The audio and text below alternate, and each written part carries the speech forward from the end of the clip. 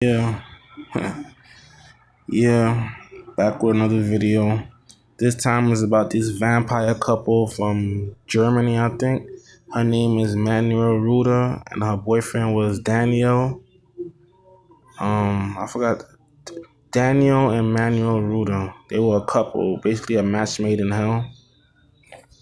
They were basically like they wanted to be satanic vampires. They were into the goth scene in Germany, and I think both of them combined basically gave each other the courage to go through with this brutal murder. They murdered their friend, set up their friend.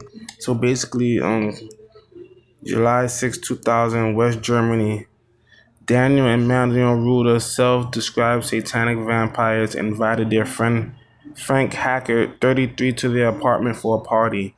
Unbeknownst to Hackard, he was not only the guest, he was to be offered to Satan as a sacrifice in what the Ruders considered their entrance fee to hell, where they would sit beside Satan for all eternity. So this couple was one short of a picnic. Beginning with a blow to the back of the head with a hammer by Daniel, his alleged command from Satan, Manuel proceeded to stab Hackard a ritualistic 66 times.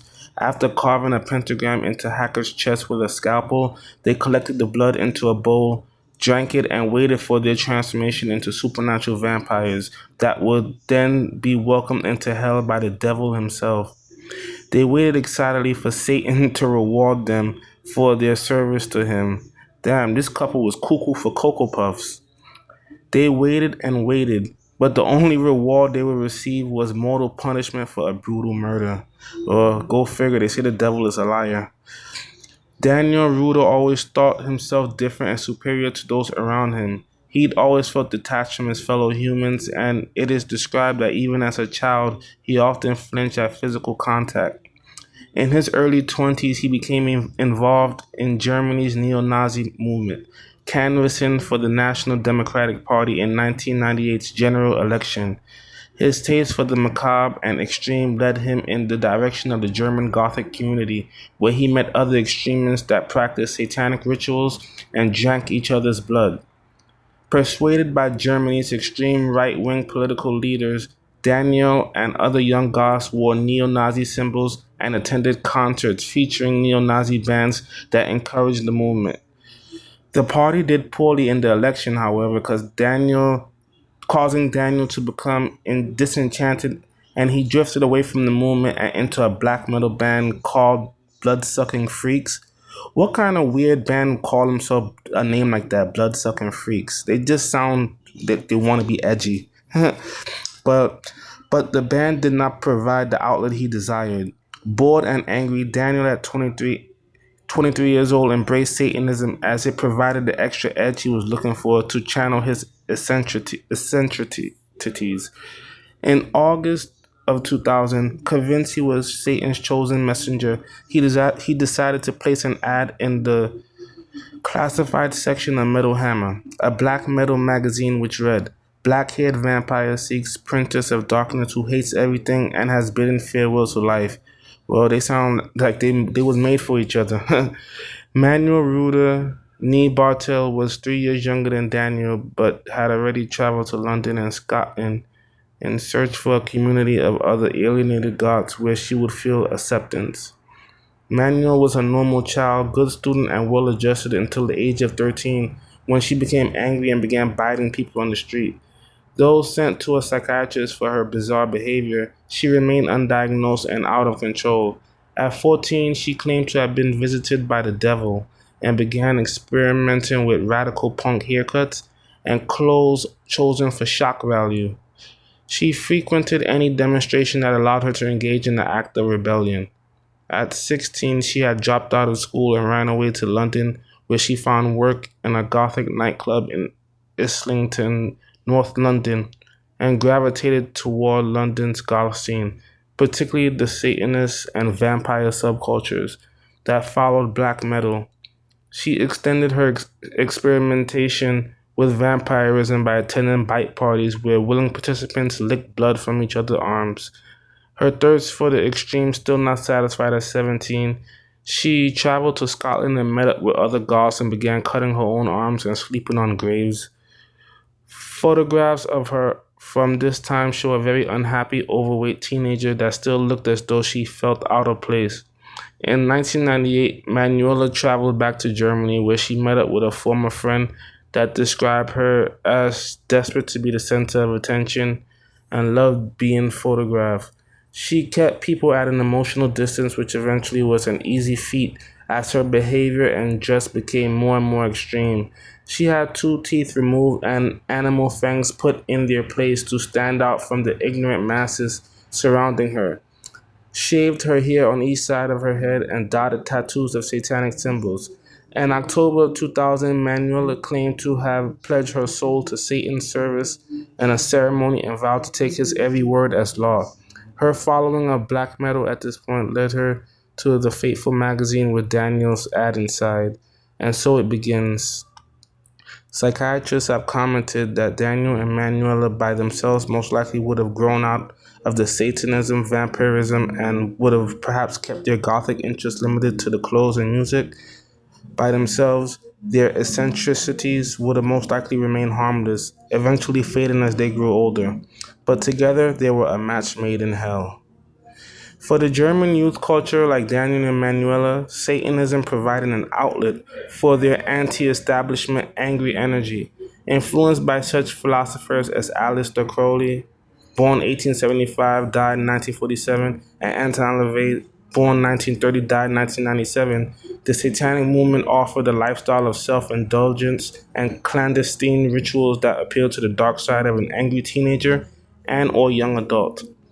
The Church of Satan, founded by LaVey in 1966, is an organization dedicated to the acceptance of man's true nature, which is that of a carnal beast living in a cosmos that is indifferent to their existence, according to the organization's website.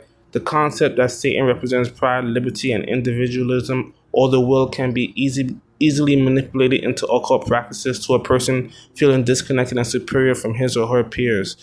Although LaVey's ideology never intended for ritual sacrifice and required total responsibility for one's choices, his teachings have been distorted by many people looking to exploit the religion into the occult stereotype that it is used as a platform for murder. In a later volume of his Satanic Bible, LaVey published instructions for the lycanthropic ritual, which guides the practitioner through the steps of transformation into a werewolf, as much like a vampire. For vampires, the sensation of undergoing transformation into another creature is essential to the lure. The traditional vampire has achieved a kind of romantic allure as a powerful mystical creature that lives in the shadows. The vampire was a human being who has been dead and buried, who returns to travel about at night, drinking blood from victims, which sustains his undead corpse. Wow. Modern vampires believe the drinking of blood is symbolic of ingesting the essence of a living soul. Wow, this is some dark stuff. The intimacy associated with the act serves to feed the fetishistic thrill of the lifestyle. Manuela Ruda was especially attracted to this ideology and was gravely disappointed when she was not given the power to fly after drinking the blood of her sacrificial victim, Frank Hackett. According to the Diagnostic and Statistical Manual, there is no such thing as a vampire psychosis. Rather, the idea that one is a vampire is suggestive of a recognized mental illness in which one is out of touch with reality. After their arrest, Daniel and Manuela had both been diagnosed by three separate psychiatrists as having narcissistic personality disorder. The Mayo Clinic defines NPD as a mental disorder in which people have an inflated sense of their own importance and a deep need for admiration, and is characterized by dramatic emotional behavior. The person usually has fragile self-esteem and limited ability to establish meaningful relationships in all areas of their life.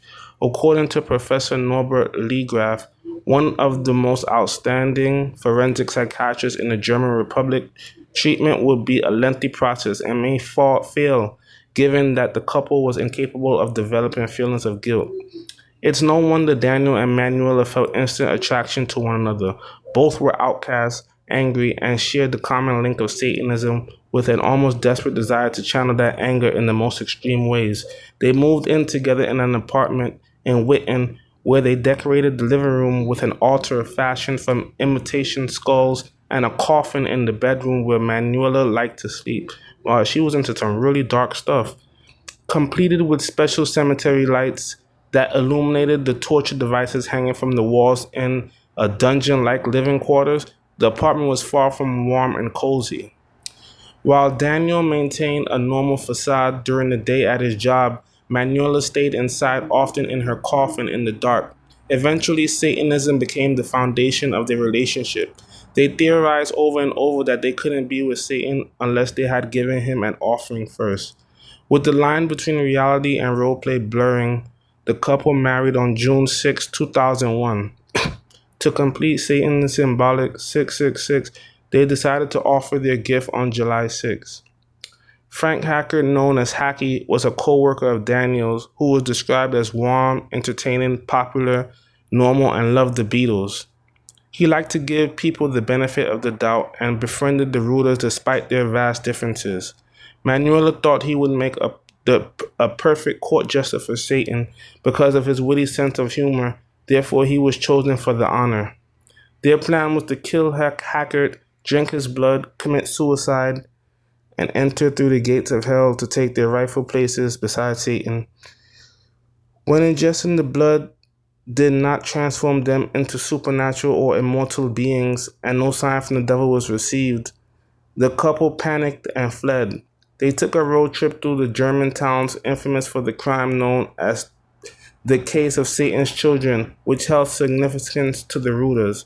The crime centered around Hendrik Mobus, founder of the neo-Nazi black metal band Absurd, who was convicted of a satanic ritual murder of 15-year-old Sandro Bayer in 1998 and sentenced to 8 years.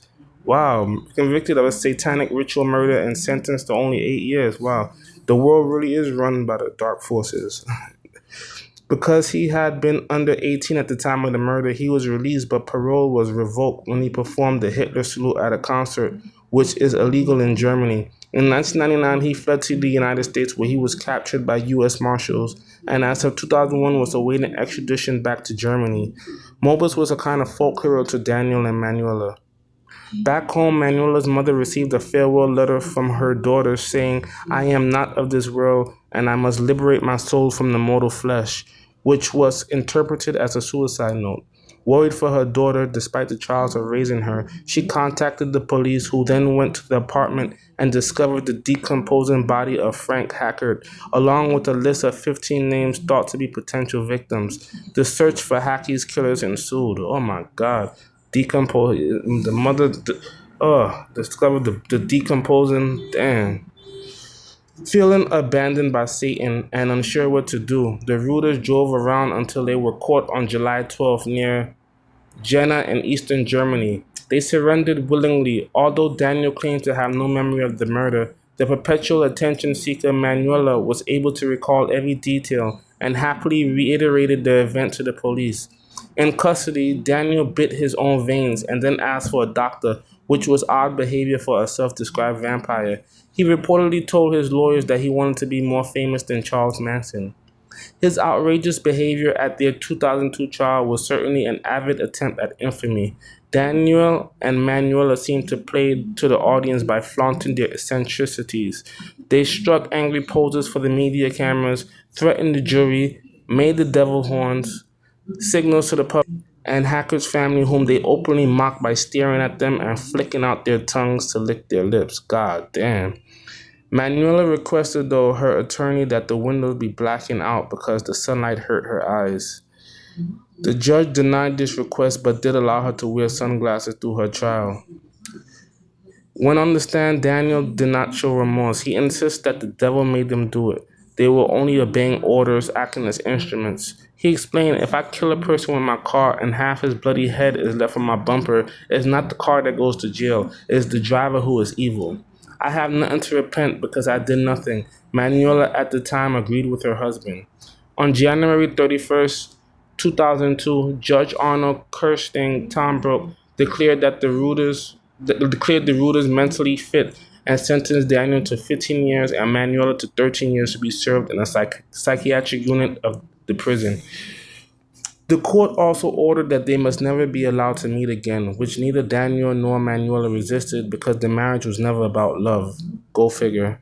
In a final mocking gesture, the smiling couple shared a last passionate kiss for the cameras before being escorted out.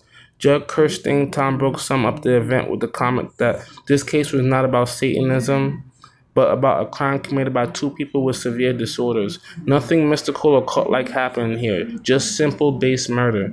The couple divorced shortly after the trial. Both Rudas have claimed to have distanced themselves from the black scene.